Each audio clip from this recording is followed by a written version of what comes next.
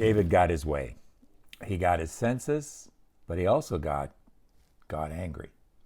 Hi, I'm Ken Godevanis, and this is Digging for Scriptural Gems. Thanks for joining us in taking a second look at 2 Samuel chapter 24, verses 1 to 9. And after 9 months and 20 days, the census taking was finished in Jerusalem, and Joab gave David the number of the registered people, 800,000 valiant men who could draw the sword in the north, and 500,000 men of Judah in the south. We'll stop there and dig deeper. In reading the text from the NET, we see what David wanted counted was just the army, and that makes sense since Joab only reported military strength to him, even in our regular versions of the Bible. The results showed that combined between Israel and Judah, the two previous kingdoms, there were 1,300,000 fighting men among the 12 tribes, reflecting an estimated total population of about 6 million in Israel at the time. But commentator Clark points out, and I quote, in the parallel place, that is 1 Chronicles 21, verse 5, the sums are widely different. In Israel, 1,100,000. In Judah, 470,000. Neither of these sums is too great, but they cannot be both correct. And which is the true number is difficult to say, end of quote. And he goes on to say, and again I quote, to attempt, to reconcile them in every part is lost labor. Better at once acknowledge what cannot be successfully denied. That although the original writers of the Old Testament were under the influence of the divine Spirit, yet we're not told that that same influence descended on all copiers of their words, so as absolutely to prevent them from making mistakes in the years ahead. End of quote. But wait, there may still be another possibility. In round figures, the difference in total numbers is about 270,000 armed men. That is 270,000 more men recorded in the Chronicles account than in the 2 Samuel account before us. Robert Jameson, who rounds the difference up to 300,000 initially, has some ideas on this. We'll explain the rounding up of the extra 30,000 in a moment. Jameson says there were 12 divisions of generals whose duty was to keep guard on the royal person, each having a body of troops consisting of 24,000 men, which together formed an army of 288,000.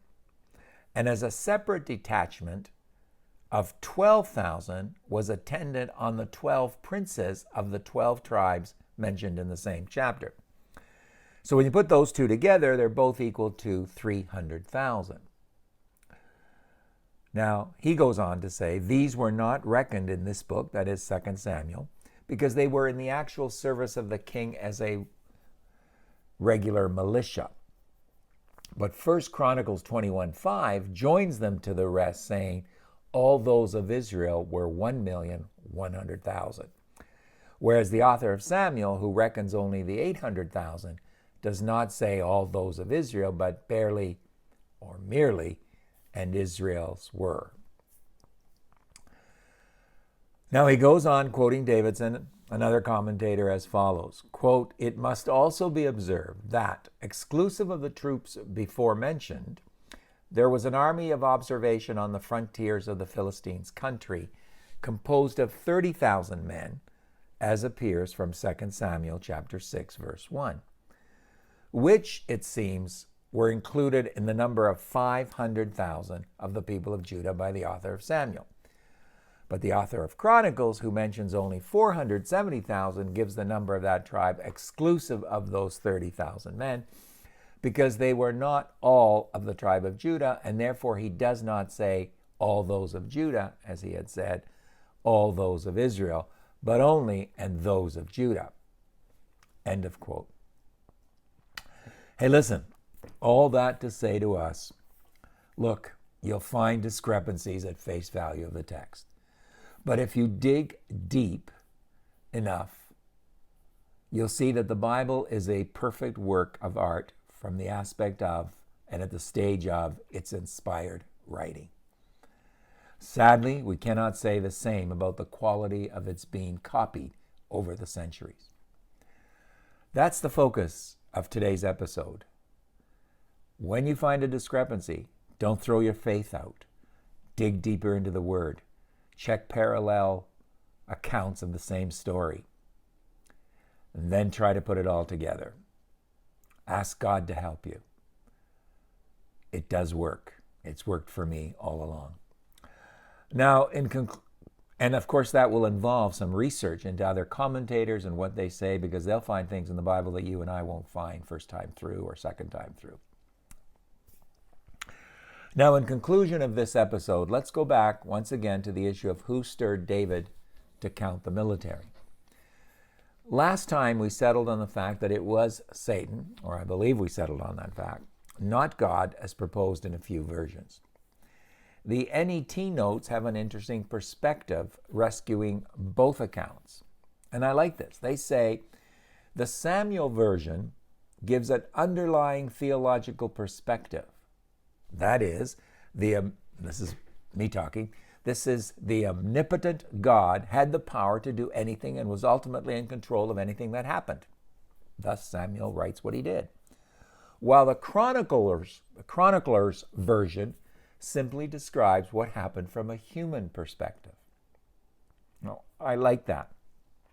It reminds me of my trip to Israel, where I had to learn to think like an Israelite in order to understand things, as compared to thinking like a Greek, where everything had to be black and white and in a particular order. So I'm good with that. However, the notes go on to say something which I personally don't buy, as there is no evidence of this third alternative, at least no evidence that I have found. The NAT notes claim, quote, the adversary in 1 Chronicles 21:1 is likely a human enemy, probably a nearby nation whose hostility against Israel pressured David into numbering the people so he could assess his military strength. I don't see any evidence of that, but I could be wrong.